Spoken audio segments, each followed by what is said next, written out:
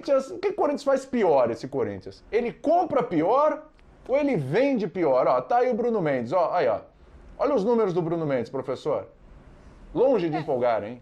É pouco, mas é alguma coisa, né, William? Já é um elenco ruinzinho, limitado. Agora começa a cortar também na carne. E você começa a cortar na carne quando você fez a bobagem antes, né? O Corinthians comprou muito pior em um momento lá atrás. Aliás, o dinheiro foi em outras coisas tantas que não são só nisso, né? Você tem aí investimentos pavorosos durante anos e anos e anos e no fim perdeu-se a mão de uma vez, mas essa política vem de antes. Então comprou mal lá atrás. Agora eu acho o seguinte, quando está nessa situação que você chama uma auditoria, uma empresa para apertar o cinto, em futebol você também precisa do mínimo para a roda continuar girando.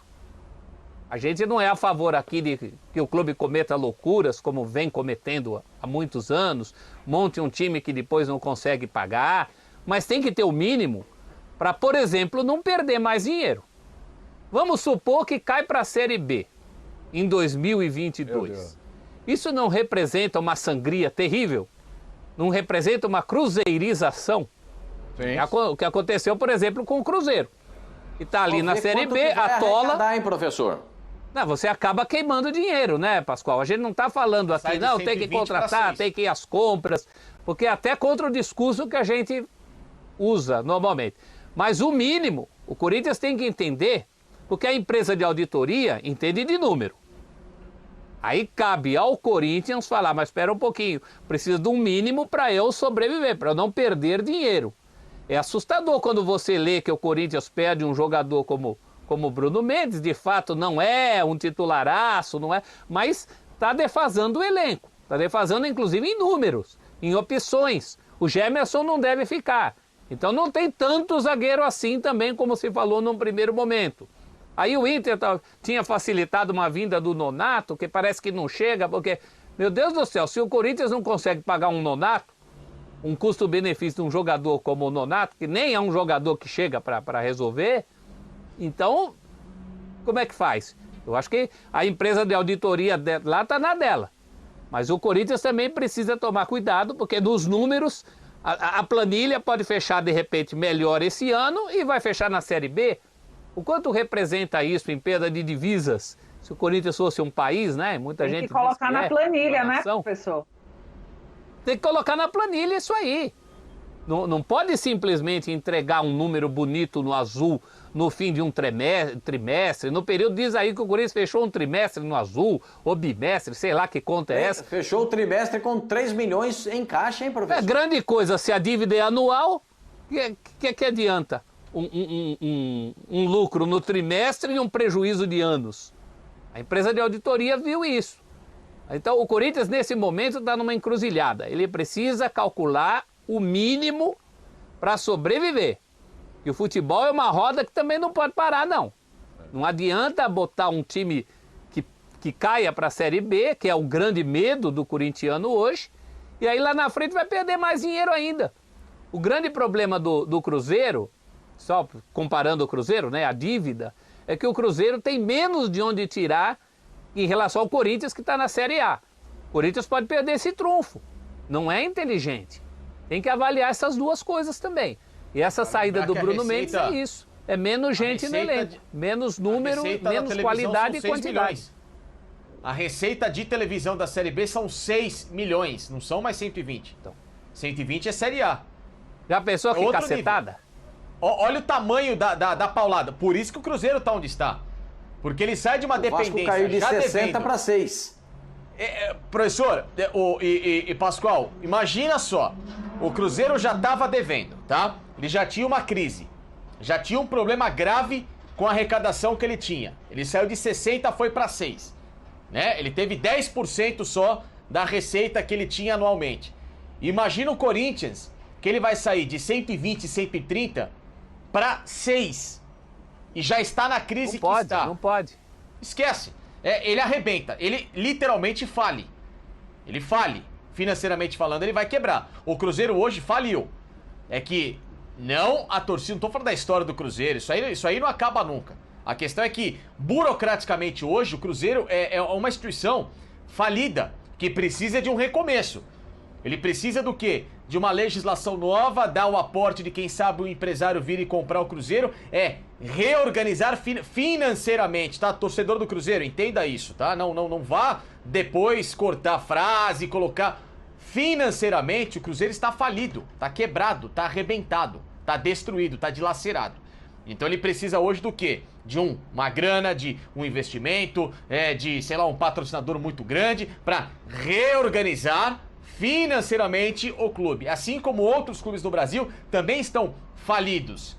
Só não se colocam nessa condição porque eles não são empresas para se justificarem no CNPJ e para os impostos nacionais de que eles não têm mais a condição de pagá-los. Né? Os clubes são instituições sem fins lucrativos. Então eles não podem ser considerados falidos aqui no Brasil. Sim. Porque eles não têm uma sociedade burocrática, né? Ou seja, mas a prática da história é que é falimentar.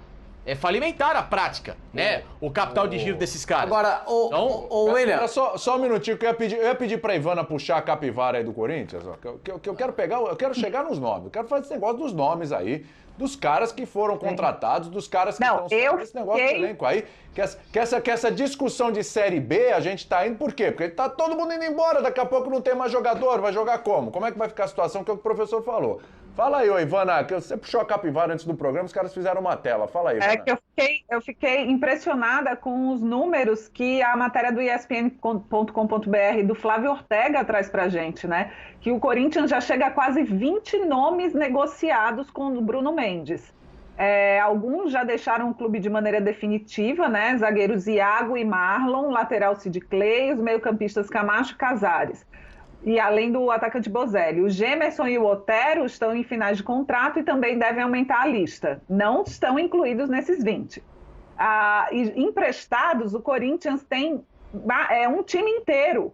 O Bruno Mendes é o 12º jogador cedido. Já são 12.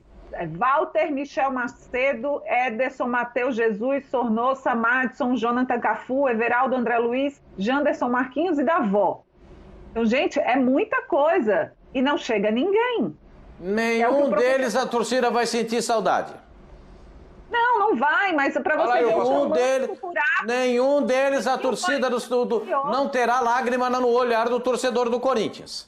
Então, não tem saudade, mas não tem quem chega pra dar alegria. Ah, pode ir embora. Mas tem que limpar a área, William, tem que limpar a área. Tudo bem, tem que limpar a área. Concordo. O Poçante e Facicani, etc. Tem que fazer a limpeza. Beleza, concordo. Só que assim não tá trazendo ninguém, pô. E o pior, não entra nada, hein? O Poçante e Facicani acabou de dizer que tem que oxigenar, que tem que dar uma respirada, tem que botar um ar diferente, entendeu? E aí o Corinthians o Corinthians primeiro tá fazendo isso por quê? Porque assumiu o compromisso com essa empresa que tá fazendo todo esse levantamento e ajudando o Corinthians nesse momento de administração, de que tem que cortar 15% e se quiser investir tem que cortar mais 15%. Ué, como é que você vai fazer? Se já tem que cortar 15%, naturalmente irá fora de pagamento. E ainda tem que cortar mais 15% se você quiser investir, para sobrar um dinheirinho para investir. O Corinthians, a gente já disse aqui há mais de um mês, tem interesse, sonha, brilha o olho dos dirigentes do Corinthians, do presidente, do treinador do Corinthians na contratação de um centroavante e mais um jogador, um homem de beirada de campo com velocidade e qualidade. Esses são os dois primeiros. Vai trazer cara que vai solucionar. Mas então, William, mas tem que trazer. Mas aí é o seguinte, aí fica a obrigação para eles, William. Se eles vão liberar esse espaço do dinheiro, eles vão ter esse dinheiro para contratar, especialmente agora com essas duas próximas saídas de jogadores caros. Não, mas não entra nada desses jogadores aí. Só se fala em jogadores caros para sair. Não entra nada, não entra dinheiro nenhum. O Gemerson é um jogador caro. O Corinthians está pagando pelos seus pecados de anos. A gente não pode esquecer disso. É como uma empresa. Eu já participei de empresa que fez... Redução de custo é prioridade. Empresa que faz reengenharia. E aí, o Nonato... Tem uma diferença. O passado condena. Só um minutinho. É isso. A natureza... Só um segundo aí, gente. Só um segundo, perdão. Só um segundo, porque tem 3 falando ao mesmo tempo. Aí não deu. Aí, né? Calma aí. Vamos pôr ordem na cantina. Calma aí. Ó, a natureza do negócio do Corinthians... Pela ordem, só um minutinho.